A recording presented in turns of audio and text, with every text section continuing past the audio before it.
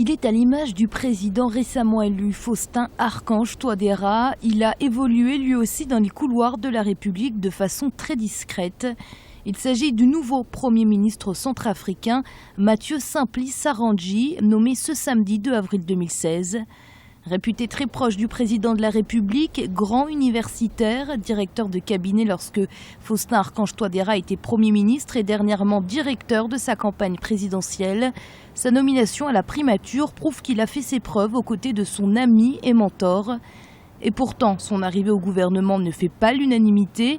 Certains reprochent au chef de l'État de ne pas avoir attendu les résultats des élections législatives avant de désigner son chef de cabinet au cas où il n'obtiendrait pas la majorité à l'Assemblée nationale. Aucun risque pour de nombreux observateurs.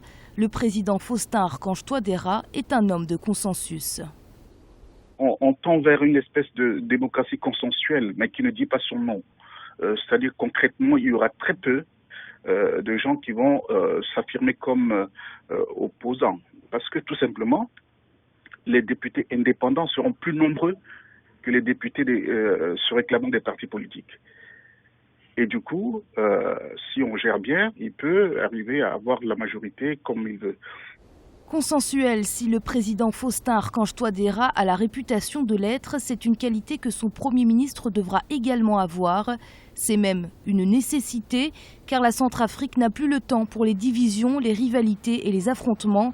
L'heure est à la réconciliation nationale, seul moyen de rétablir la stabilité sécuritaire.